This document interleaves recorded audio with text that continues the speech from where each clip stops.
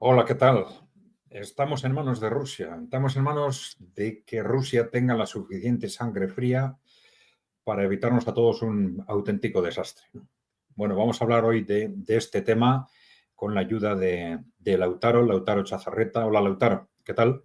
¿Qué tal, Adrián? Saludos al chat. ¿Cómo va? Bien, en este programa de DMP Geopolítica en el que estamos con vosotros todos los jueves por la tarde o por la noche, según el país, a las 11 de la noche hora Madrid. Bien, bueno, ya sabéis, por favor, darle a la tecla de suscribiros si no estáis suscritos, darle a like si os gusta el programa y dejarnos preguntas o comentarios que iremos respondiendo no en este canal, sino en el canal de EKAI Center. La dirección la tenéis ahora en la pantalla o buscáis en YouTube EKAI con K, Center con C, y ahí os responderemos en la medida en que podamos a los comentarios y también a través de vídeos que expresamente dedicamos a preguntas y respuestas. Bien, pues Lautaro, empezamos cuando quieras. Bueno, como os decía, vamos a hablar justo en este momento, vamos a tener, parece, unas semanas o un par de meses realmente de impacto, ¿no?, en el ámbito geopolítico, ¿no? Y vamos a eh, ofreceros, digamos, unos comentarios, una presentación que hemos titulado de esta forma, ¿no? Es en manos de la sangre fría de Rusia, ¿no? Vamos a vivir unos días, unas semanas, 2 meses de una auténtica tensión en los que el futuro de la humanidad va a estar en cuestión y que todo parece indicar que efectivamente, puesto que uno de los dos bandos está dispuesto a todo, aparentemente, y no es una conclusión que saquemos de esto, de lo que está sucediendo estos días, sino es algo que era perfectamente conocido y que se iba detectando con mucha claridad en todo lo que ha ido sucediendo durante el último año y medio. Este bando, el bando occidental, el bando otanista, está en una situación de pánico que le lleva a estar dispuesto a absolutamente todo antes que perder esta batalla en la que se encuentra inmerso contra Rusia, ¿no? Entonces, la clave va a ser, como vamos a exponer luego, que Rusia sea capaz de gestionar estos ataques, estas provocaciones, con la suficiente sangre fría y que pueda hacerlo, que tengan margen para hacerlo y que disponga de la suficiente sangre fría para retrasar esa respuesta a las provocaciones, por lo menos hasta el mes de enero, hasta la llegada de una nueva presidencia de Donald Trump, que todo parece indicar que puede abrir perspectivas de un cambio de ciclo y por lo menos de un cambio de ciclo sobre el cual podemos tener unas u otras valoraciones, pero un cambio de ciclo que al menos nos permita evitar un desastre mundial, ¿no? Bien, bueno, pues vamos allá. Bueno, estamos en 2 meses decisivos. Hoy precisamente es 21 de noviembre y el 20 de enero es la fecha prevista para la toma de posesión de Donald Trump como presidente de Estados Unidos en su segundo mandato. Bueno, y aquí se nos plantea una cuestión clave, ¿no? Esta es una de las razones por la que estamos en 2 meses decisivos. No es la única, ya vamos a ver, pero todo parece indicar, o al menos las distintas partes en juego están actuando como dando por supuesto que efectivamente, si Donald Trump llega al poder, va a cerrar este ciclo de búsqueda constante de una escalada militar, en principio en Europa y en Oriente Medio, ¿no? Bien, ya sabemos que alrededor de este tema ha habido muchísimas dudas legítimas, teniendo en cuenta que pues bueno, todo lo que fue la primera presidencia de Donald Trump, que sí es cierto que no inició ninguna nueva guerra, también es cierto que en su primer mandato fue una contradicción constante y, de hecho, un intercambio de nombramientos y de decisiones, entre decisiones que parecía que estaban intentando evitar conflictos y otras decisiones que parecía que estaban intentando crearlos, ¿no? Como el nombramiento de claros representantes del sector más belicista en cargos de primera línea en política exterior y de seguridad, ¿no? Bueno, sabemos que Donald Trump va a tener ahora aparentemente más poder. Tiene un mayor control sobre su partido, aunque ya sabemos que no es un control total, porque en la primera decisión que se ha tomado en el Congreso ha sido en contra de la propuesta de Trump a la hora de elegir su representante por parte del Partido Republicano, y esto ya es un síntoma importante de que Donald Trump no controla, al menos del todo, el Partido Republicano, pero sí sabemos que va a tener un mayor control que antes, un mayor control que en el primer mandato. Y de hecho, yo creo que cómo se están moviendo todas las piezas alrededor de él es lo que probablemente nos hace pensar que efectivamente esto va a ser así. Es decir, todo el mundo está esperando que Donald Trump, si llega al poder en el 20 de enero, si llega, en el momento a partir de la toma del poder, va a hacer imposible ese estallido bélico en Ucrania o en Europa, que las élites occidentales y que Wall Street detrás de ellos, es decir, las grandes corporaciones que controlan Europa y Estados Unidos, están buscando a toda costa desde hace año y medio aproximadamente, ¿no? Esto significa que vamos a estar en 2 meses decisivos porque se les acaba el tiempo para poner en marcha esa estrategia, que no es nueva, ¿eh? Decimos que llevan año y medio intentando, con distintas provocaciones, a Rusia en el caso de Europa y a Irán en el caso de Oriente Medio, intentando a toda costa que Rusia o Irán les den el pretexto para poner en marcha esa gran guerra, ¿no? Y parece que necesitan un pretexto porque necesitan evitar el riesgo de un estallido en la propia población occidental, ¿no? Frente a una guerra mundial en la que se escenifique demasiado claramente que son ellos los que la están provocando, ¿no? Bien, 2 meses decisivos, decimos, pero este no es el único factor, ¿no? Tenemos el 20 de enero la toma de posesión de Donald Trump en su segundo mandato como presidente, pero también esa victoria de Rusia en Ucrania que está cada vez más cerca. Las posiciones en el frente están cambiando ya no cada semana o cada día, sino de hora en hora, ¿no? Los canales que están siguiendo los movimientos de los dos ejércitos en el frente tienen que hacer vídeos nuevos cada 3-4 horas porque hay constantemente noticias de nuevos avances en distintos puntos del frente del ejército ruso.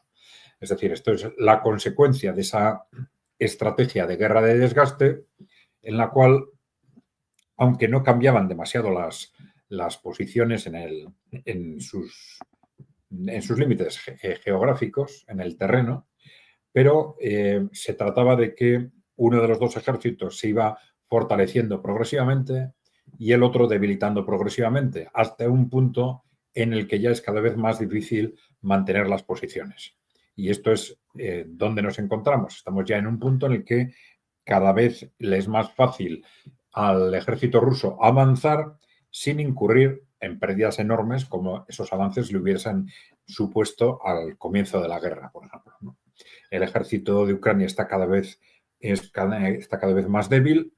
Ucrania como país está cada vez más débil. Las constantes ayudas que recibe de Occidente el ejército ucraniano no están siendo suficientes para evitar ese creciente colapso y, bueno, pues todo parece indicar que puede ser que ese colapso definitivo de Ucrania puede ser cuestión de meses. Pero bueno, desde el punto de vista del avance en el frente, pues el cerco que se preveía con respecto a Koprops está cada vez más cerca. Es decir, bueno, ya hace semanas que los primeros avances rusos llegaron creo que a 5 kilómetros de Pokrovsk, pero a partir de ahí la estrategia ha sido ir ensanchando el frente hasta facilitar la toma de Koprosk como gran nudo de comunicaciones del Donbass, y a partir de ahí pues se aproximará cada vez más rápidamente, siguiendo las tendencias actuales, la toma de las ciudades claves del resto del Donbass y a partir de ese momento pues nos encontraremos ante la disyuntiva de si el ejército ruso va a seguir avanzando hacia el oeste, hacia el Dnieper, o bien se va a dirigir más bien hacia la costa del Mar Negro, hacia Odessa, o bien en las dos direcciones a la vez, ¿no? Sí, ibas a decir algo, Lautaro. No, me aprecio. Vale. Bien, entonces esta situación es cada vez más preocupante para estos, digamos, grupos de interés occidentales para los cuales esa derrota en Ucrania es inaceptable, ¿no? Tenemos, por un lado, que esa victoria de Rusia en Ucrania está cada vez más cerca y, por otro lado, que el 20 de enero toma posesión Donald Trump en su segundo mandato y que todo parece indicar, como hemos dicho, que en ese segundo mandato Donald Trump desde el primer momento va a hacer imposible continuar con esa estrategia de escalada, ¿no? Bien. Bueno, y la cuestión clave es que esa victoria rusa es inaceptable para Wall Street, ¿no? Bueno, para Wall Street, bueno, Wall Street es, ya sabemos, el término que utilizan sobre todo en Estados Unidos para hacer referencia a los intereses corporativos que controlan en la práctica el gobierno de Estados Unidos, ¿no? Sí te quería hacer una consulta, y creo que Sí. lo sabemos los dos, en ambos bandos, tanto republicanos como demócratas, la injerencia de Wall Street y la parte de el complejo industrial militar siempre está presente. Es lo más probable, o pregunto en gran medida, de que con Donald Trump demoren todos los intentos de frenar la guerra. Tienen el problema de lo que dijiste al principio, de no controlar el partido enteramente, al Partido Republicano. Están adentro, son parte, los dos partidos en gran medida. Esto tiene más tiempo para tener conflicto, alargarse, que no termine, no tiene margen Sí. para resolverlo. Bueno, vamos a ver, lo que ocurre y hasta qué punto ocurre en el Partido Republicano es un tema relativamente oscuro, porque efectivamente, como tú has dicho, Wall Street es un tema de los dos partidos, ha sido históricamente un tema de los dos partidos, ¿no? El problema es qué pasa con el trumpismo, ¿no? Porque el trumpismo es una conjunción de algunos intereses corporativos distintos de Wall Street, ¿no? Más de industria nacional o de bancos regionales, por ejemplo, pero es una conjunción de esto y de intereses, vamos a decir, populistas, que se articulan alrededor de movimientos surgidos probablemente en los servicios de inteligencia y en el ejército, ¿no? Y que son los que han ido dando una cierta coherencia al trumpismo como un movimiento fundamentalmente anticorrupción o antioligárquico, ¿no? Entonces está claro que el trumpismo en distintos ámbitos está enfrentado a lo que normalmente se llama Wall Street, sin perjuicio de que tenga relaciones con ciertos sectores corporativos, ¿no? Entonces, de ahí les vienen también las propias contradicciones al trumpismo, ¿no? Pero claro, la cuestión es, dentro del Partido Republicano, hasta dónde llega el peso del trumpismo y hasta dónde el trumpismo no ha llegado, y nos encontramos también con sectores neoconservadores o fieles a Wall Street y belicistas, ¿no? Que en este momento es lo mismo, ¿no? Y bueno, ya he comentado antes que esta votación en el Congreso hace 10 días fue muy significativa, ¿no? Es decir, la primera votación en el Senado, en concreto, eh, la perdió Donald Trump. La votación en la que Donald Trump proponía a un representante de la mayoría republicana y se rechazó esa propuesta y se nombró otro, ¿no? Esto es muy significativo, ¿no? Muy significativo de las dificultades del trumpismo.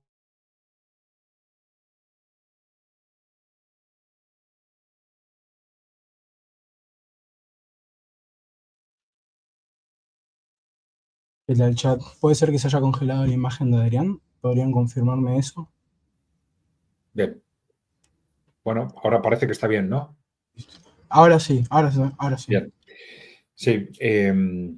De cualquier forma, sí es cierto que incluso no controlando su partido, Donald Trump fue capaz en su primer mandato como presidente de evitar nuevas guerras, ¿no?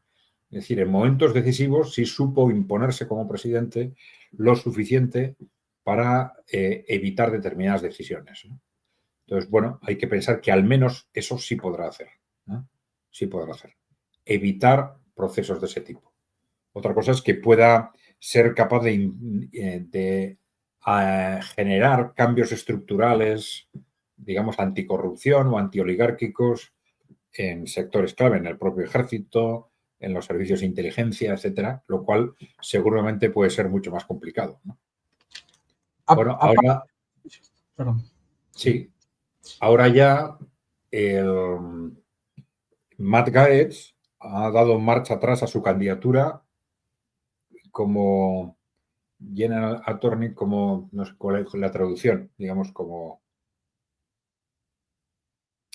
abogado general, no sé cuál es, no recuerdo ahora la traducción al castellano cuál es, pero estaba propuesto para el cargo de fiscal general, yo creo que es el fiscal general, ¿no?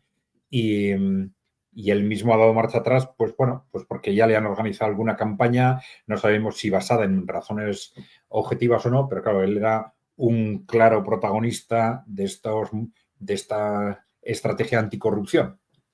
Había despertado todas las alarmas su nombramiento para este cargo de fiscal general, ¿no? Entonces ya ha dado marcha atrás. Bueno, ya hemos visto cómo Wall Street ya ha tenido otra primera victoria, evitando que Matt Gaetz salga con el control de ese cargo, ¿no? Bueno, entonces va a ser va a haber una serie de movimientos durante estos 2 meses y posteriormente que, desde luego, le harían difícil probablemente a cualquier presidente, por mucho que lo intente, conseguir cambios estructurales en una administración tan compleja y tan enquistada en intereses corporativos como la norteamericana, ¿no? Que va a ser complejo, está claro, ¿no? Bueno, decía que de cualquier forma la victoria de Rusia en Ucrania es inaceptable para Wall Street. ¿Y por qué es inaceptable? Bueno, pues primero, esto los que nos conocen ya lo saben, porque lo hemos argumentado en otros vídeos, ¿no? Esa victoria de Rusia en Ucrania supone el fin de la OTAN, ¿no? El fin de la OTAN de forma directa. Y esto es evidente si tenemos en cuenta que la base fundamental que no solo hizo posible, sino que generó la actual guerra de Ucrania es la falta de respuesta a la reclamación continua por parte de Rusia de la negociación de un marco de seguridad estratégica en Europa. Entonces, esto sí está claro. Si cuando Rusia gane la guerra, va a haber una negociación de un nuevo marco de seguridad estratégica en Europa. Y esto es incompatible con la OTAN. La OTAN es una organización creada para acercar y atacar a Rusia, ¿no? Entonces, la OTAN va a desaparecer de forma inmediata si Rusia gana la guerra, ¿no? Bueno, pero no es solo la desaparición de la OTAN, sino que, como digo ahí, la influencia política e ideológica de Rusia, pero no solo de Rusia y los países y de los países emergentes en Europa Occidental, se va a disparar, ¿no? Se va a disparar y, claro, si tenemos cuenta cuál es el punto de partida, pues esto va a llevar en unos años probablemente a una nueva configuración política de Europa, ¿no? Casi, yo diría, con mucha probabilidad, ¿no? Bueno, el punto de partida, ¿cuál es? Pues una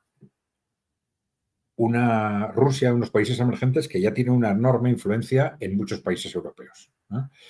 En países como como Eslovaquia o como Hungría, directamente a través de gobiernos claramente calificados como prorrusos o pro países emergentes, como se quiera, y luego a través de minorías fuera del gobierno, pero con un peso creciente del 20, del 30, del 40% en casi todos los grandes países europeos, ¿no? Y que, en principio, desde el ámbito conservador, pero cada vez más también desde el ámbito, vamos a decir, de la izquierda tradicional, pues que se están desmarcando de ese partido único que ha venido controlando Occidente, Europa, durante los últimos 30 años. Ese concepto del partido único, para los que seáis nuevos, nosotros lo manejamos mucho en NKI Center, ¿no? Y hace referencia a cómo, aunque se habla mucho de izquierda, derecha o centro, pero en realidad, en los años 90, cuando termina la Guerra Fría, el poder corporativo despliega su influencia sobre todo Occidente de tal forma que acaba obligando a todos los grupos políticos a concentrar sus estrategias y sus políticas de tal forma que acaban no diferenciándose más que en matices, por mucho que se llamen de izquierda o derecha o de centro, esto es mentira, no lo son. En realidad, en todos los temas estratégicos responden a los intereses corporativos. Esto es lo que nosotros llamamos el partido único, ¿no? Bueno, pero con el tiempo, pues en parte por la crisis del sistema, en parte por la creciente influencia de Internet, en parte por la influencia de los países emergentes, pues al final hay porcentajes crecientes de la población que se están desmarcando de ese partido único, ya digo, primero por el ámbito conservador, pero cada vez más también por el ámbito de la izquierda, y todas estas fuerzas también se les acusa de prorrusos, ¿no? Y realmente dentro de eso que ahora es el conflicto fundamental, ¿no? El conflicto fundamental en el mundo, que es el choque entre países emergentes y Occidente, pues se posicionan bastante claramente, en general, no todos, a favor de los países emergentes, ¿no? Y en contra de la OTAN, por ejemplo, ¿no? Esto es un fenómeno muy claro, ¿no? Entonces, claro, la influencia de los países emergentes de Rusia ya es enorme en los países occidentales, ¿no? Claro, con la victoria de Rusia esto se va a disparar, ¿no? Va a haber una explosión de esa influencia política e ideológica de Rusia y esto quiere decir que en unos años esto hay que dar por seguro que va a llevar a una nueva configuración política en Europa. Y una nueva configuración política en Europa que va a implicar la crisis o el fin de la Unión Europea también con mucha probabilidad. Esto va a ser un proceso de unos cuantos años, pero que va a ser mucho más rápido dependiendo de la capacidad de actuación del trumpismo, ¿no? Porque claro, el trumpismo, de una forma o de otra, el que esté Trump en el gobierno en Estados Unidos, va a ayudar en este proceso, va a hacer más fácil o más rápido ese proceso. Pero ya hemos comentado otras veces que ese trumpismo puede ser el trumpismo relativamente paralizado como en el primer mandato o puede ser un trumpismo más enérgico, con más capacidad de actuación. Y hablamos de un tema clave, que es el control de la CIA, por ejemplo, ¿no? Si el trumpismo controla la CIA, cosa que no controla en el primer mandato, ni el FBI ni la CIA, pero si controla la CIA, ya esto le va a dar el control de muchísimos medios de comunicación en Europa Occidental, gobiernos, muchos partidos políticos y muchos responsables políticos también, ¿no? Si esto sucediera, podríamos empezar a ver muy rápidamente pues dimisiones repentinas, abandonos de la vida política repentinos por parte de unos u otros líderes y muy probablemente en muchos de estos casos detrás podría estar perfectamente la influencia de estos servicios de inteligencia que de hecho tienen ya un poder inmenso en Europa. Entonces, el cómo se gestione ese poder puede hacer cambiar la configuración de política de Europa de forma muy, muy rápida, ¿no? Entonces nos vamos a encontrar... Sí, perdón, autor. Me gustó el último que dijiste porque venía ahí lo de lo que te iba a preguntar, cómo maneje la gestión de esas fuerzas, para qué dirección apunte, es lo más importante porque, o sea, lo que más se pensó en gran medida, una de las más grandes misiones que tiene Donald Trump es frenar la influencia, lo que vos venías hablando, la influencia positiva de Rusia en el bando europeo o parte de la Unión Europea, para evitar su ruptura en gran medida. Y en segunda instancia, tiene que darle apoyo a esa Unión Europea obligatoriamente para frenar esa influencia. Lo primero, con los aparatos que acabaste de nombrar, los servicios de inteligencia, estaría bueno que sea gesticulado de mejor manera y no a la fuerza, con un proceso intelectual en el medio o algo, por decirlo así, para frenarlo, que no sea violencia bruta y gestión de fuerza. Eso es lo que pienso a primera instancia. Bueno, vamos a ver qué posición adopta el trumpismo, ¿no?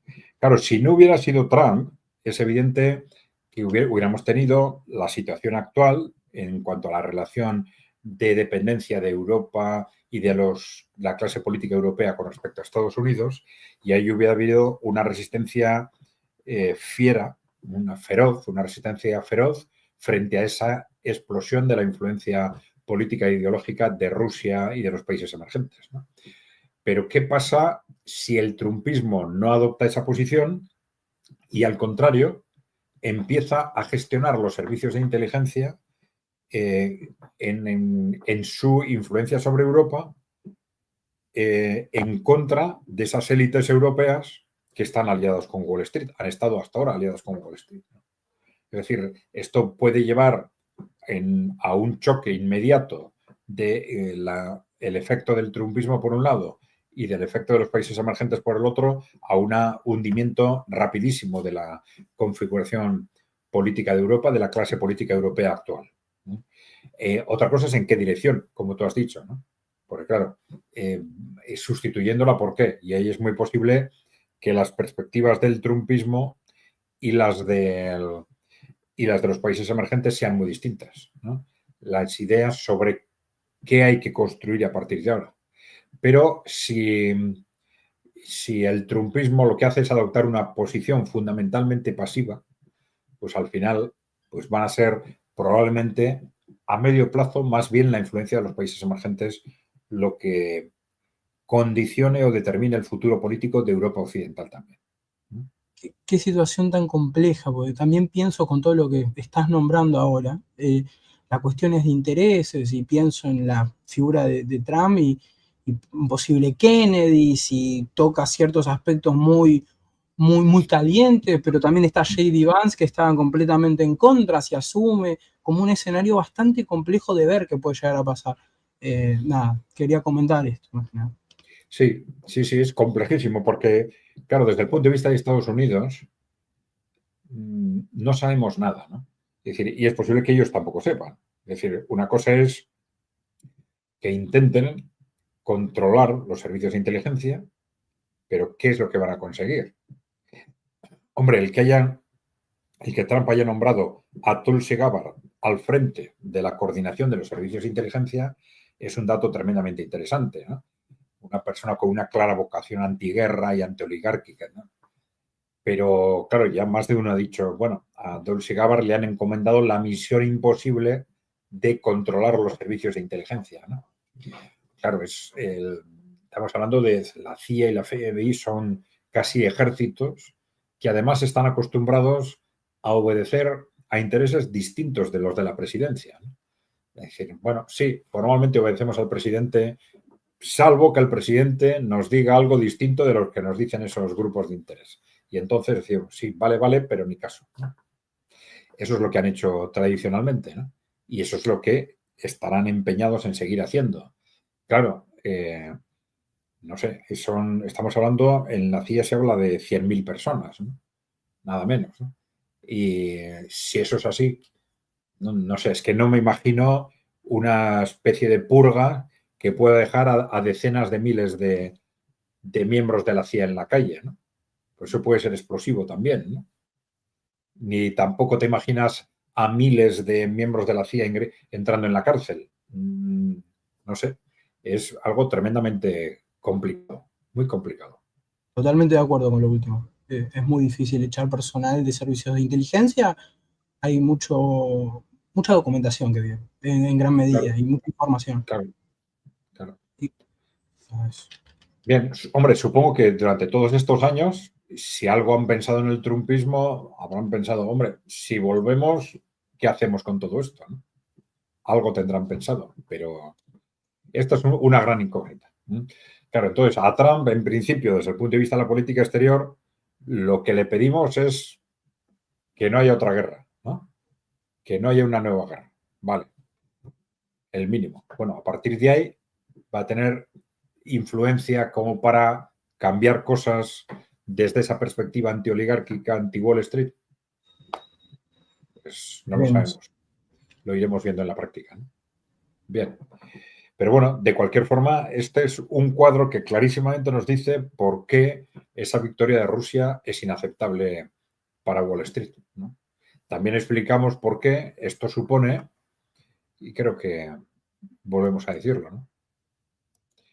Esto supone esa pérdida de esa explosión de la influencia política e ideológica de Rusia, supone ya definitivamente, seguramente, dar por perdido el mundo.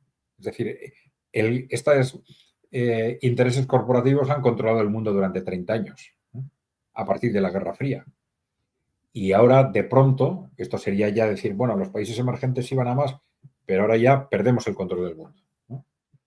Y como primera punto de partida, pero seguramente también a medio plazo, por lo que hemos visto, también el control de Europa y de Estados Unidos, ¿no? Y claro, si esto es así, luego también viene pues las responsabilidades personales, posible cárcel, etcétera, ¿no? Bueno, todo esto hace que clarísimamente la victoria de Rusia es un punto de inflexión para ellos que es absolutamente inaceptable, ¿no? Y esto es lo que explica esas estrategias que llevan siguiendo año y medio, de estar dispuestos a cualquier cosa para evitarlo, ¿no? Bien.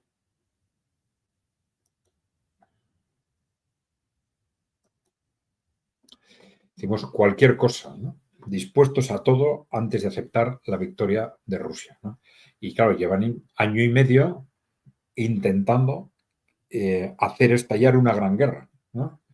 Que decíamos antes que Rusia o que Irán les den el pretexto para hacer estallar esa gran guerra o guerra mundial o guerra nuclear. Pero bueno, vamos a hablar de gran guerra para intentar contener el tremendismo de estos días, ¿no?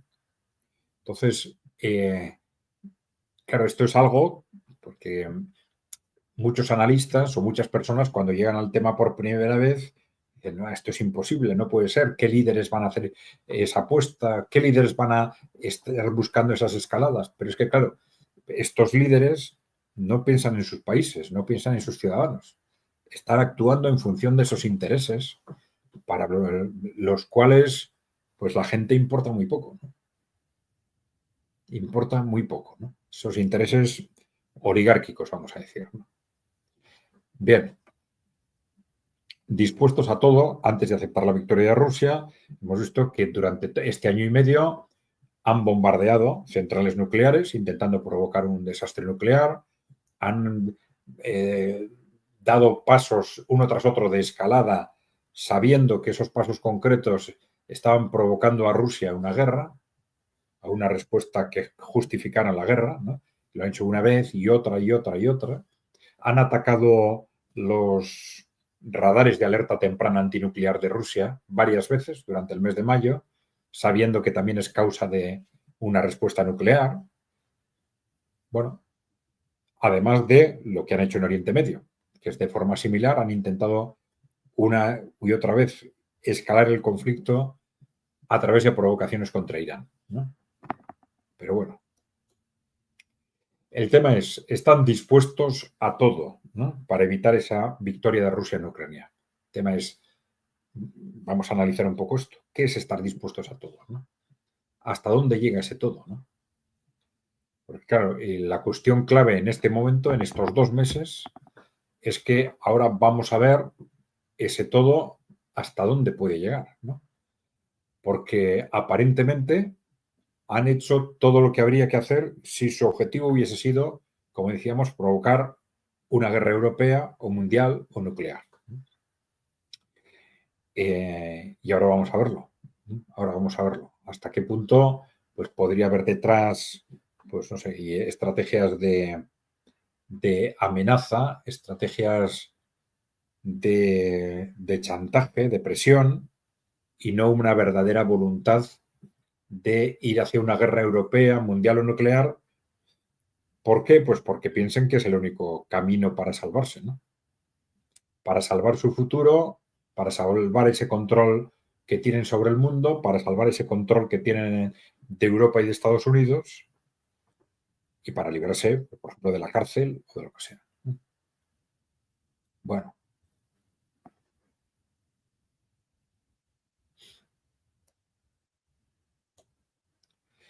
Bueno, vamos a ver. Vamos a entrar ahora en los movimientos que han sucedido justo estos días, ayer y hoy, ¿no? Ayer y hoy. Bueno, pues sabemos que estábamos ante lo que ya se está llamando la segunda crisis de los misiles, pero que sin duda es una crisis de los misiles que nos está generando una situación bastante más preocupante de lo que fue la crisis de los misiles, de la famosa crisis de los misiles del año 62, ¿no? En este caso, estamos ante una decisión de atacar a Rusia con misiles de largo alcance de fabricación occidental, norteamericana, por ahora por lo menos, norteamericana, británica y francesa, sabiendo que esto es causa de guerra con Rusia, ¿no? Bueno, se ha sabido que la decisión está tomada por Francia, por Gran Bretaña y por Estados Unidos, y al día siguiente ya se ha producido, a pesar de las advertencias de Rusia, los dos primeros ataques con misiles de largo alcance. Bueno, igual mientras estamos hablando puede estarse produciendo el tercero, pero bueno, se produjo el primer ataque y después del primer ataque Vladimir Putin firmó el documento que recoge la nueva estrategia nuclear de seguridad nuclear de Rusia, ¿no? Una estrategia que ha estado elaborando durante los últimos meses y cuya aprobación, pero no promulgación, digamos, se tramitó durante el mes de septiembre y que fue muy importante para frenar este proceso en el mes de septiembre, hace 2 meses, ¿no? Porque recordemos lo que sucedió en septiembre. Ante esta propuesta de Francia y de Reino Unido de lanzar misiles de largo alcance contra Rusia, el primer ministro británico, que se llama a sí mismo laborista, pero son ultrabelicistas y ultracorporativos, ¿no? Se desplazó a Estados Unidos para negociar con el gobierno de Biden este tema, es decir, para acordar este lanzamiento de misiles de largo alcance contra Rusia, ¿no? A pesar de esa modificación de la doctrina nuclear. Y fue el ejército de Estados Unidos el que detuvo el proceso, ¿no? El que dijo esto no tiene ningún sentido, esto no va a cambiar la situación de la guerra en Ucrania y, sin embargo, nos puede provocar una guerra nuclear con Rusia, ¿no? Aparentemente se fue la razón. ¿Sí? Pregunta pequeña para vos y esto de este tema. Cuando Rusia había dicho que los misiles los que los ataquen eran los que lo habían fabricado y los que habían lanzado el ataque, todos esos iban a ser declarados como enemigos. Todos los países que nombraste anteriormente, ¿no? Eso es. No solo el país desde el cual se lancen los proyectiles, sino los países que provean los misiles o que colaboren en el lanzamiento, ¿no? Sea manejando la plataforma, sea a través de la localización satelital, etc., ¿no? Podría atacar Gran Bretaña y Francia en gran medida. El pulso frío, el título. ¿Sí? Estados Unidos, Gran Bretaña y Francia. Sí. Bien. Sí, decíamos que en septiembre este proceso, ante esa declaración y esa nueva doctrina militar rusa, el ejército de Estados Unidos detuvo el proceso, un proceso en el cual estaban de acuerdo el gobierno de Francia, el gobierno del Reino Unido y también el gobierno de Biden. Fue el ejército de Estados Unidos el que dijo no, esto no tiene sentido. Pero bueno, aquellos simplemente han conseguido retrasar el proceso hasta la victoria de Trump. Y la victoria de Trump ya parece que les ha dicho que cuidado que se os acaba el tiempo. para poner en marcha estas estrategias de escalada, ¿no? Y entonces, hasta ante esa victoria de Trump, han dicho, como se acaba el tiempo, vamos allá. Y entonces han tomado los tres esa decisión de lanzar estos misiles de largo alcance. Después del primer lanzamiento, Vladimir Putin lo que ha hecho es firmar esa nueva doctrina nuclear que estaba aprobada, pero a la cual le faltaba su firma. Pero, sobre todo, ha sido un gesto simbólico, transmitiendo a Occidente, diciendo, bueno, habéis hecho un lanzamiento, nuestra doctrina nuclear todavía no estaba firmada, ahora está firmada. Bueno, pues a pesar de eso, segundo lanzamiento de misiles de largo alcance. Y bueno, ahí ha venido la respuesta, una respuesta de Rusia de otro tipo, una respuesta también limitada, ¿no? Con unos bombardeos de especiales características sobre Ucrania y una declaración de Vladimir Putin que vamos a comentar, ¿no? Una declaración que tiene varios puntos del día de hoy, ¿no? Hoy 21 de noviembre. ¿No? Dice, habla sobre las consecuencias de los ataques con misiles occidentales contra Rusia, ¿no? Que ya se habían producido 2 ataques en este momento, ¿no? Bien, entonces nos dice Vladimir Putin, primero, misiles de largo alcance de fabricación occidental atacaron instalaciones militares en las regiones de Kursk y Briansk, ¿no? Segundo, la defensa antiaérea de Rusia repelió con éxito esos ataques, ¿no? Bueno, tercero, Fuerzas Armadas rusas lanzaron un ataque combinado contra el complejo militar industrial ucraniano en respuesta a los ataques con misiles occidentales. Bien. Luego, Rusia atacó la planta industrial ucraniana Yuzmas, y esto es algo que ha despertado mucho revuelo en los medios de comunicación, ¿no? Con un misil balístico hipersónico desnuclearizado bautizado como Oresnik. Bien. Esto tiene unas características especiales porque es la primera vez que Rusia utiliza este tipo de armamento en Ucrania.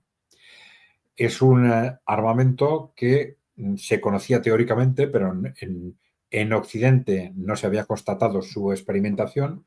Ahora se sabe que existe, se sabe que funciona, dice, pero es un misil que en principio es pensado para el despliegue de armas nucleares, pero ahora se ha lanzado en Ucrania sin armas nucleares, ¿no?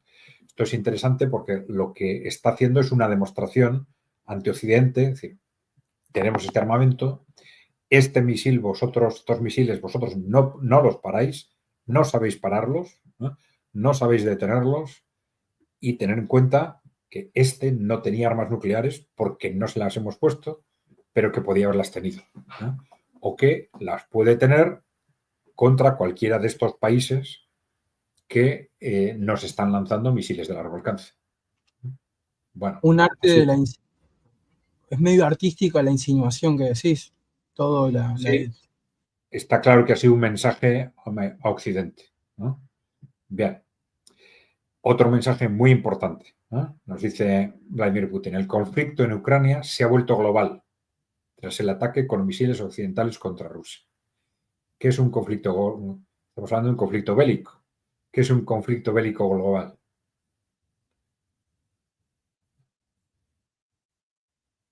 Es un juego de palabras, ¿no?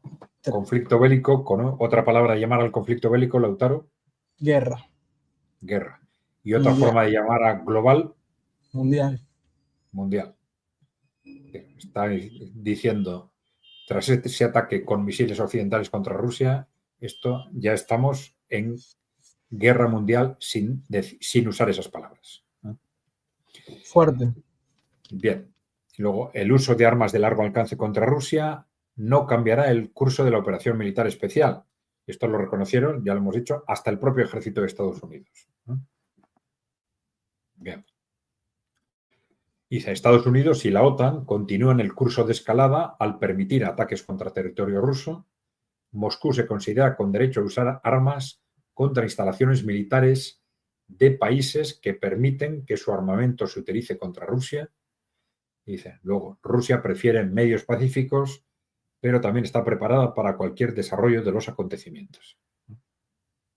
Bien. Bueno, la situación es esta, ¿no? De hecho, Francia, Reino Unido y Estados Unidos ya están en guerra con Rusia. Bueno, aquí tenemos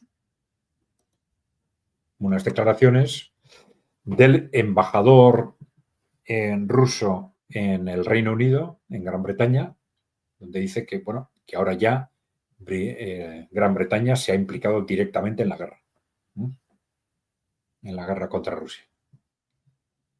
Bien. Bueno, ahí en la imagen de la izquierda es esa imagen de la embajadora británica en Moscú saliendo del Ministerio de Asuntos Exteriores, donde se le había convocado hace unos meses en uno de estos ataques con armamento británico en el Mar Negro, etcétera, ¿no? Se la convocó y se le advirtió de las consecuencias que esto podía tener. Y esta es la embajadora británica saliendo, ya digo, del Ministerio de Asuntos Exteriores ruso. Pregunto, Adrián, ¿puede ser también del país?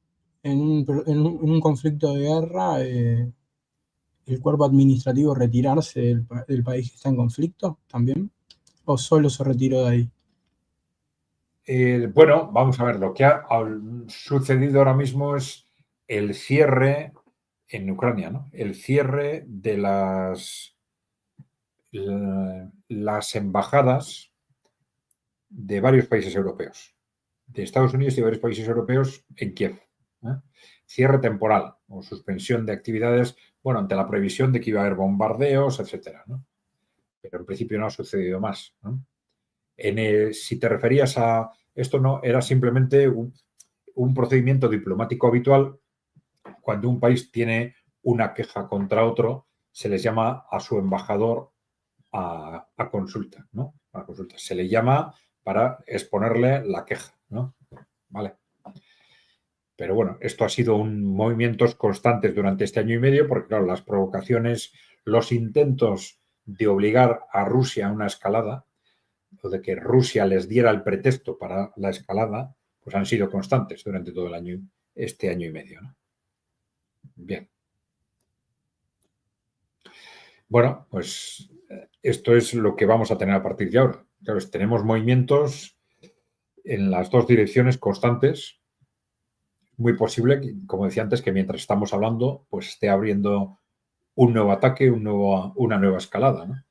Vamos a tener que contar los días durante estos 2 meses, ¿no?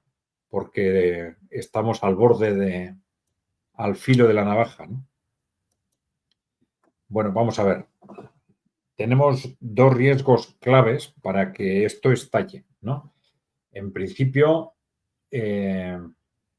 tenemos el problema básico de que Occidente quiere que estalle.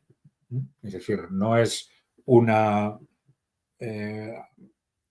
medida de un ataque, una respuesta, sino que hay un claro objetivo por parte de Occidente y en este momento en concreto de Estados Unidos, Francia y Reino Unido, de provocar ese estallido, provocar esa gran guerra, ¿no?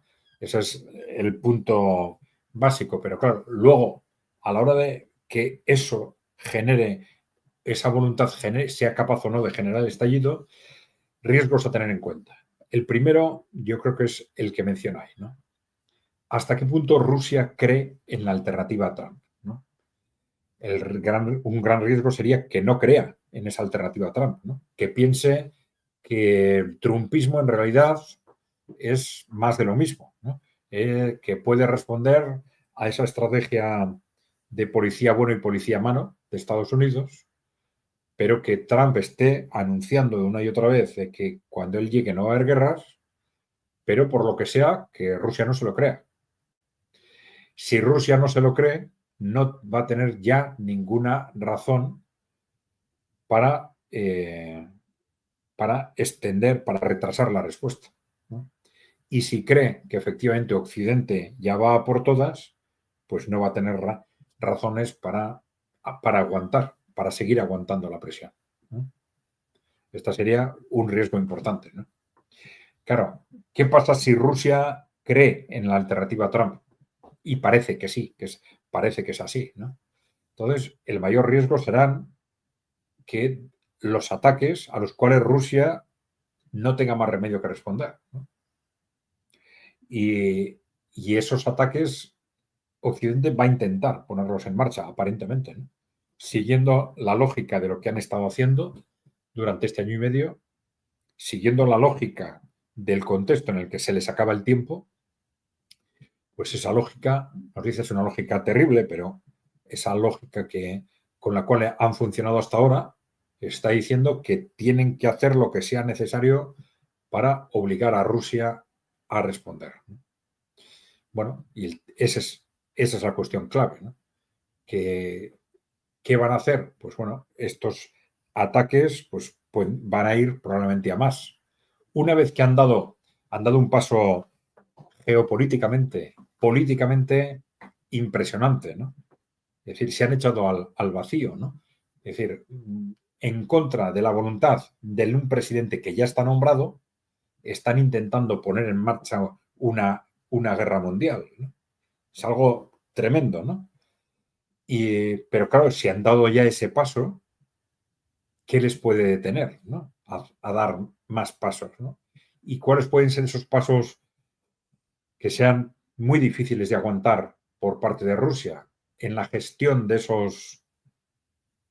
esos ataques con misiles de largo alcance? Bueno, pues por ejemplo, pues ataques sobre ciudades en el interior de Rusia. Es decir, que esos misiles de largo alcance, en lugar de ir sobre objetivos militares, que se lancen sobre objetivos civiles, ¿no? Pues incluso en Moscú, por ejemplo, ¿no? Que haya ataques a centrales nucleares, que esto ya lo han hecho otras veces, con otro tipo de armamento, pero lo han hecho repetidamente, una vez en Kursk y varias veces en Zaporilla, ¿no? O ataques a centros militares estratégicos de Rusia, ¿no? Que sean claves para la defensa, ¿no?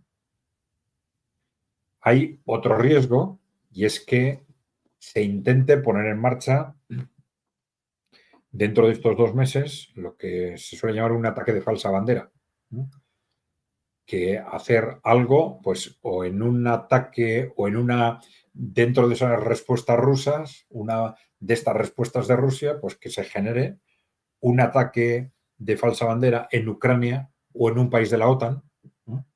Que ellos lo vendan comunicativamente de tal forma que ya tenemos el pretexto o la razón para el estallido, ¿no?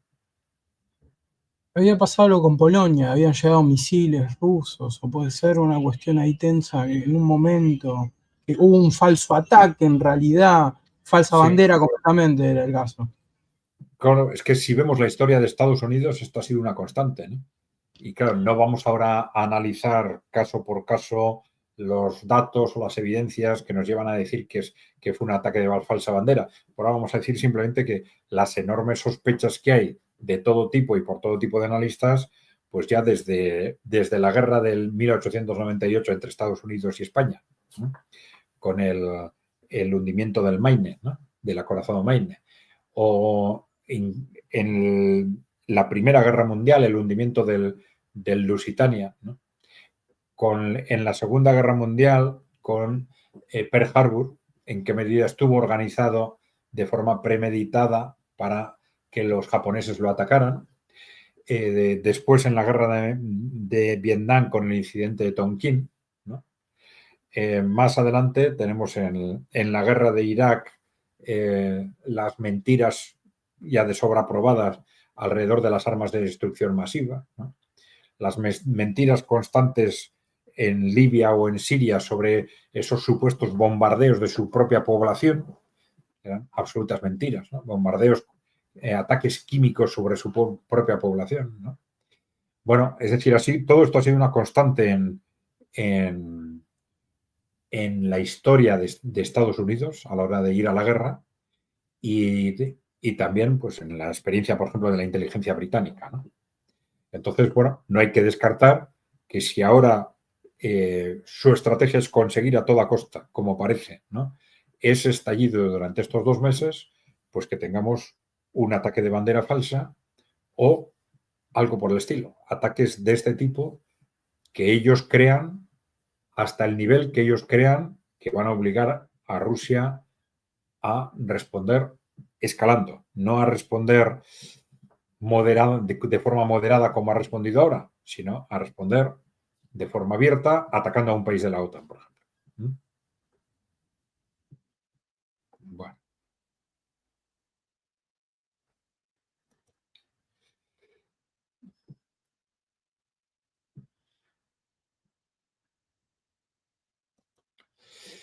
Bueno, vamos a ver. Una cuestión de la que se habla mucho es de la posibilidad de que Rusia responda sin atacar directamente a países de la OTAN, ¿no? Pero claro, Rusia, por ejemplo, no va a atacar Ucrania con armas nucleares, ¿no? Porque siempre ha tenido, y esto se ha demostrado en los 2 años de guerra, una actuación tremendamente escrupulosa con la población civil, intentando constantemente asegurar que hay posibilidades de recomponer la relación con Ucrania después de la guerra, ¿no? Entonces, no van a destrozar toda esa estrategia utilizando armas nucleares contra Ucrania, ¿no? Bueno, en otros países, ¿no?, que no sean de la OTAN, pues por una posible disuasión en Oriente Medio, pues a través de los hutíes, por ejemplo.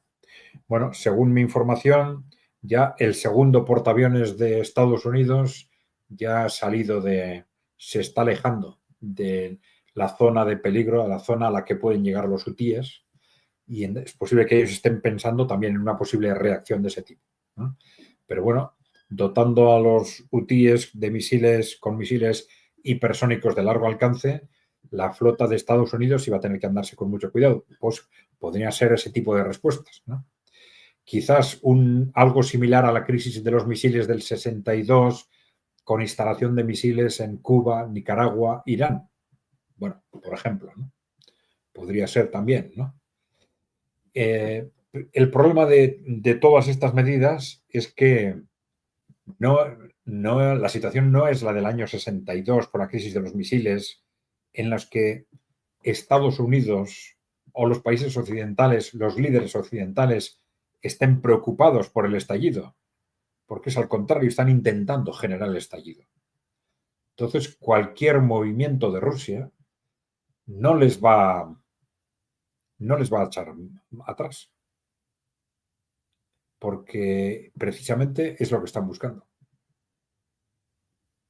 La única posibilidad es que de librarnos del problema, si ese es el contexto, es que Rusia consiga retrasar esa respuesta, ¿no?, por lo menos hasta el 20 de enero.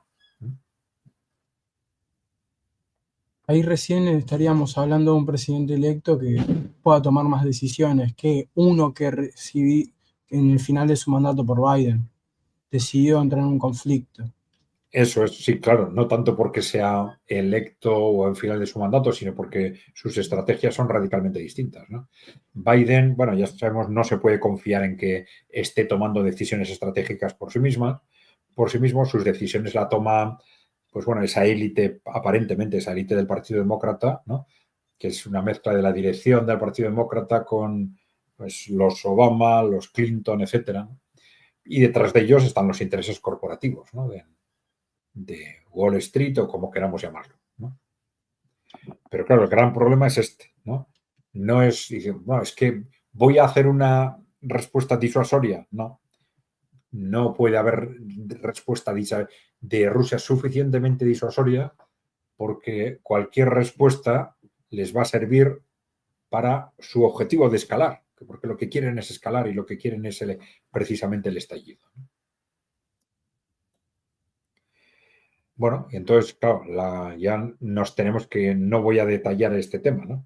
¿Y qué pasa si Rusia no tiene otra acción durante estos 2 meses sino atacar a la OTAN? Bueno, pues nos encontramos ante un conflicto tremendo, ¿no? Ante una riesgo de colapso de la humanidad, ¿no? Qué terror. Ya, sí, no vamos a entrar aquí a hablar sobre las distintas opciones que se plantean los expertos dentro del ámbito de una guerra estratégica, si nuclear o no nuclear, y dentro de la guerra nuclear si puede haber una guerra nuclear centrada en objetivos militares que no implique, pues, que puede llevar a cientos de miles quizás de muertos, pero no a cientos de millones de muertos, ¿no? Sería el gran riesgo de un conflicto abierto nuclear total como lo visualizábamos pues quizás en los años 80 y 90, ¿no? Noticias que no quiere dar un analista geopolítico. Ojalá Claro. que no pase. Sí. Bien. Claro, la cuestión, de esto hemos hablado más de una vez, que todo el mundo se pregunta, pero ¿cómo es esto posible, no? Pues es posible porque las decisiones no la toman políticos que están unos años en el cargo y luego se van, o que pueden tener al final, de una forma u otra, sean o no corruptos, pero tienen una responsabilidad sobre, sobre sus ciudadanos, ¿no? La toman pues unas élites corporativas que están impregnadas de una mentalidad aristocrática de desprecio de la humanidad desde hace mucho tiempo, ¿no? Y para las cuales, pues bueno, el que correr riesgos que afecten a cientos de millones de personas no es algo que quede fuera de sus coordenadas en la medida en que lo que esté en juego sea su futuro, como es probablemente lo que están pensando. Y bueno, la cuestión de siempre que no queremos dejar de apuntar al final, ¿no? ¿Qué hacemos, no? Siempre hay detrás de todo esto, hay un problema estructural que hace referencia a la pasividad de la población occidental, ¿no? Y sabemos que para ellos es muy importante, porque si toda esa estrategia de buscar una escalada basada en una provocación porque necesitan un pretexto. Ellos están convencidos de que necesitan pretextos porque tienen miedo a la respuesta popular, ¿no? Si no disponen de ese pretexto, ¿no? Entonces, si necesitan ese pretexto es que para ellos la movilización de la gente es tremendamente importante, ¿no? Y bueno, pues con ese mensaje hay que terminar, ¿no? Que todos intentemos hacer lo que sea posible para movilizar a la gente. Si es dentro de organizaciones a las que pertenezcamos, pues dentro de esas organizaciones. Si esas organizaciones no se han movido en 2 años, hay alguna razón para que no se muevan. Entonces va a ser muy complicado, pero bueno, hay que mantener abierta la posibilidad para que cada uno lo intente. Y si no, pues crear nuevas organizaciones, moverse. No sabemos de cuánto tiempo vamos a disponer, ¿no? Entonces, lo que esté en nuestra mano tenemos que intentarlo de una forma o de otra. Y quería terminar sobre todo con ese mensaje que ya hemos dado otras veces, pero que dentro de nuestro ámbito, pues es lo que podemos hacer, ¿no? Bien. Pues esto es Lautaro. No sé si tienes alguna otra pregunta. No. Bien, bueno, pues ya sabéis, gracias por seguirnos. No os olvidéis de darle a la tecla de suscribirse si es que no estáis suscritos, por favor. A la tecla, darle a like si os ha gustado el vídeo. Dejarnos preguntas o comentarios, que ya sabéis que respondemos no en este canal, sino en el canal de ECAI Center, ¿no? Que lo localicéis muy fácilmente buscando ECAI con K, Center con C en YouTube, y ahí nos podéis dejar estas preguntas o comentarios y que los respondemos a través de vídeos expresamente dedicados a ellos, ¿no? Y ya sabéis que yo estaré con vosotros los jueves por la tarde o por la noche, según el país, en principio a las 11 de la noche, hora Madrid. Bueno, pues gracias por estar con nosotros, gracias Lautaro por tu colaboración, gracias a DMP Geopolítica y sin más, pues gracias otra vez, hasta la próxima. Hasta luego. Saludos Adrián, saludos a todos.